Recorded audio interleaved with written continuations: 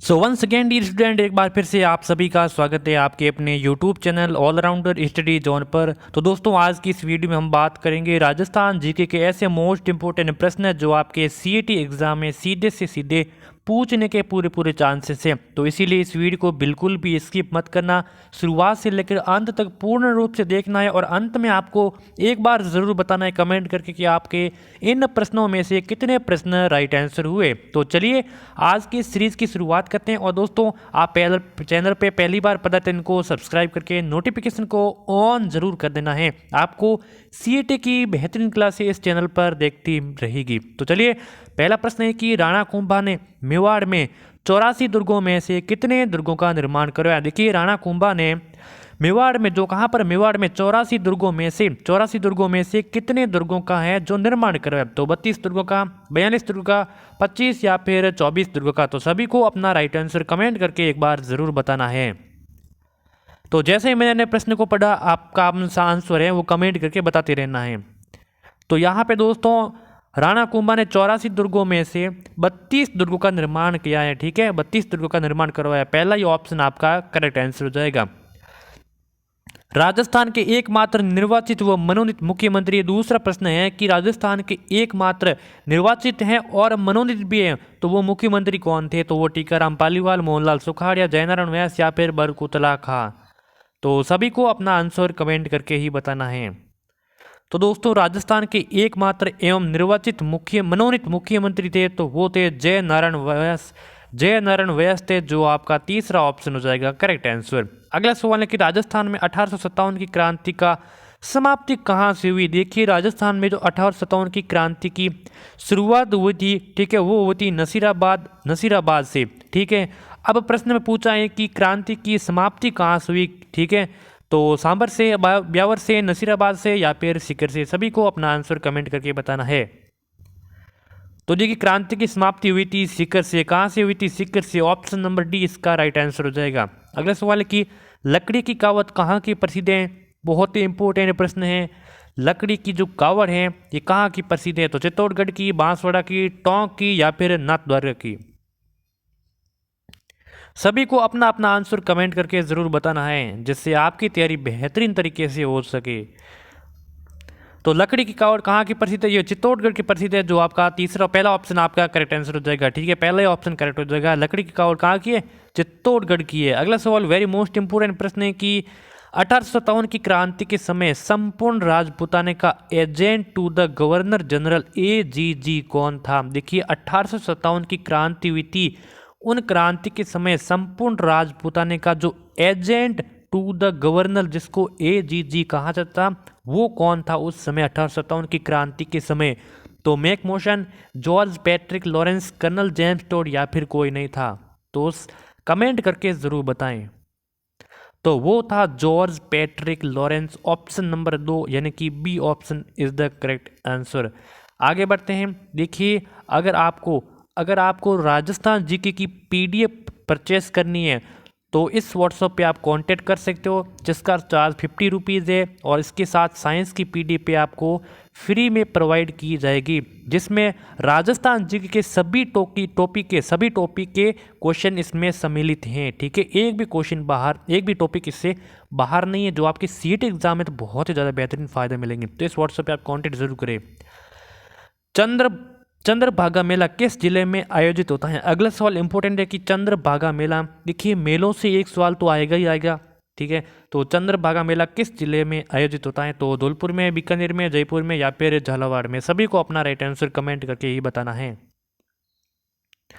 तो देखिए, चंद्रभागा का मेला आयोजित होता है झालरापाटर, झालावाड़ में। कहाँ पर? झालरापाटर, झालावाड़ में होता है। Option number D correct answer हो जाएगा। अगला सवाल है कि बितौड़ा का युद्ध कब हुआ था। बितौड़ा नामक का युद्ध कब हुआ था। 8 सितंबर 1857 को, 15 अक्टूबर 1857 को, 10 अगस्त 1857 या फिर 5 अक्टूबर 1857 को। तो कमेंट करके ज़रूर बताएं कि बितौड़ा का युद्ध कब हुआ था, जल्दी से बताइए। तो ऑप्शन नंबर बी हो जाएगा करेक्ट आंसर। 15 अक्टूबर 1857 को बिथोड़ा का युद्ध हुआ था। अगले बढ़ते हैं। अगला सवाल है कि किस राजपूत राज्य के प्रजामंडल की स्थापना कलकत्ता में की गई। देखिए, किस प्रजामंडल की स्थापना कोलकाता में की गई थी, कलकत्ता में की गई थी? तो करौली प्रजामंडल, बीकानेर प्रजामंडल, धौलपुर प्रजामंडल या फिर झालावाड़ प्रजामंडल? तो देखिए यहाँ पे बीकानेर प्रजामंडल की स्थापना थी वो कलकत्ता में की गई। कहाँ पर? कलकत्ता में। कब की गई? 1936 में। लेकिन कुछ बुक्स में 1938 भी दिया हुआ है और 1934 भी दिया हुआ। तो अकॉर्डिंग टू कुछ सही पुस्तक के अनुसार 136 सही है। और तो ये किसने की? ये मगाराम मुक्त प्रसाद बाबूराम ने इसके द्वारा की गई। ठीक है, चलिए अगले सवाल है कि खेजड़ी वृक्ष किस क्षेत्र में अधिक पाया जाता है? देखिए खेजड़ी वृक्ष है किस क्षेत्र में अधिक बहुतायत पाया जाता है? तो उत्तरी राजस्थान में, दक्षिणी राजस्थान में, पश्चिमी राजस्थान में या फिर पूर्वी राजस्थान में? 4 ऑप्शन दिए गए दोस्तों, चारों दिशाओं के नाम दिए गए। कौन सी दिशा में, किस क्षेत्र में खेजड़ी वृक्ष सबसे अधिक पाया जाता है? तो ये पाया जाता है पश्चिमी राजस्थान में पाया जाता है। कहाँ पर? पश्चिमी राजस्थान में। सी ऑप्शन हो जाएगा राइट आंसर। सांबर का प्राचीन नाम क्या था? सांबर का प्राचीन नाम बताना है, वो क्या था? किसका? सांबर का। सपाद, लक्स, गलता, नगरी या फिर अहित छत्रपुर? सांबर का प्राचीन नाम क्या था? तो सांबर का प्राचीन नाम सपाद लक्स था। ठीक है, सपाद लक्स। ऑप्शन नंबर पहला ही करेक्ट। संत पीपा का मूल नाम क्या था? संत पीपा जी का मूल नाम क्या था? तो संत पीपा का जन्म कहाँ हुआ था? झालावाड़ में। कहाँ हुआ था? झालावाड़ में। ठीक है, तो इनका मूल नाम क्या था? आपको कमेंट करके बताना कि संत पीपा, ये तो संत पीपा को किस जाति के लोग अनुयायी है, किस जाति के लोग उन संत पीपा के अनुयायी हैं। संत पीपा का मूल नाम क्या था? तो वो था प्रताप सिंह। ठीक है, भूप सिंह ऑप्शन में, माँ भीम सिंह, बान सिंह, लेकिन करेक्ट हो जाएगा प्रताप सिंह। प्रताप सिंह संत पीपा का मूल नाम, यानी कि बचपन का नाम भी कह सकते हो। ठीक है, अगला सवाल है कि मध्य प्रदेश के साथ राजस्थान की कितनी सीमा लगती है? मध्य प्रदेश राज्य के साथ राजस्थान राज्य की सीमा कितने किलोमीटर होकर गुजरती है, कितने किलोमीटर होकर लगती है? तो 99 किलोमीटर, 400 किलोमीटर, 700 किलोमीटर या फिर 1600 किलोमीटर? तो ऑप्शन नंबर हो जाएगा डी, करेक्ट आंसर हो जाएगा कितनी? 1600 किलोमीटर होकर गुजरती हैं। और ये सबसे ज़्यादा यानी कि सर्वाधिक है, और सबसे कम किसकी है? 99 किलोमीटर है, जो कि पंजाब की लगती है। किसकी? पंजाब की। तो ये भी आप ध्यान रखना जरूरी। सबसे ज़्यादा मध्य प्रदेश की 1600 किलोमीटर और सबसे कम 99 किलोमीटर है पंजाब के साथ। अगला सवाल है कि राजस्थान की सबसे छोटी रियासत कौन सी है? कौन सी रियासत है? वो राजस्थान की सबसे छोटी रियासत है। तो मेवाड़ की, जयपुर की, शाहपुरा की, मारवाड़ की? तो देखिए राजस्थान की जो सबसे छोटी रियासत है वो शाहपुरा की रियासत है। ठीक है, सी ऑप्शन हो जाएगा राइट आंसर। अगला सवाल है कि बेणेश्वर त्रिवेणी संगम किस जिले में है? बेणेश्वर त्रिवेणी संगम जो सोम, माई, जाखम और नदियों का त्रिवेणी संगम है वो बेणेश्वर नामक स्थान पर है। लेकिन ये बेणेश्वर नामक स्थान है वो किस जिले में है? तो डूंगरपुर में, भीलवाड़ा में, सवाई माधोपुर में या फिर टोंक में? दोस्तों चैनल को सब्सक्राइब नहीं किया तो चैनल को सब्सक्राइब कर देना। आगे भी आपको ऐसे ही रिलेटिव वीडियोस मिलती रहेंगी। चाहे आप सीईटी या फिर आगे किसी भी कंपटीशन एग्जाम की तैयारी करोगे तो आपको प्रैक्टिस रूप में, मॉडल पेपर रूप में इस चैनल पर आपको मोस्ट इंपोर्टेंट वीडियोस मिलती रहेंगी। तो चलिए बेणेश्वर त्रिवेणी संगम किस जिले में? तो ये है डूंगरपुर जिले में। जो आप अगर आपने ए ऑप्शन को कमेंट करके बताएं तो आपका बिल्कुल करेक्ट आंसर हो जाएगा। आगे बढ़ते हैं। अगला सवाल है कि दक्षिणी राजस्थान में गाने बजाने वाली जनजाति कौन सी जनजाति है? वो दक्षिणी राजस्थान में गाने बजाती हैं। तो सांसी, भील, डामोर या फिर ग्रासिया?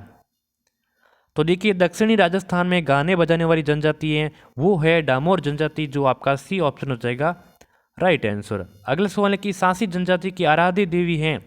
सांसी जनजाति जो भरतपुर में बहुतायत पाई जाती हैं, जो सांसी जनजाति के आराध्य देवी कौन है? तो अन्नपूर्णा माता, चौथ माता, करणी माता या फिर दुर्गा माता? तो देखिए यहाँ पे चौथ माता हो जाएगा करेक्ट आंसर। सांसी जनजाति की आराध्य देवी है वो है चौथ माता। ऑप्शन नंबर हमारा बी हो जाएगा राइट। जवाहर सागर बांध किस नदी पर बना हुआ है? इंपोर्टेंट प्रश्न है। जवाहर सागर बांध है जो किस नदी पर बना हुआ है? तो बनास नदी पर, माई नदी पर, जाखम नदी पर या फिर चंबल नदी पर? तो जवाहर सागर बांध बना हुआ है किस नदी पर? ये चंबल नदी पर बना हुआ है, जो आपका ऑप्शन नंबर डी हो जाएगा राइट आंसर। दोस्तों चंबल नदी पर सर्वाधिक बांध बने हुए हैं। ठीक है, ये भी ध्यान रखना, कम से कम 4 से 5 बांध बने हुए। कहाँ पर?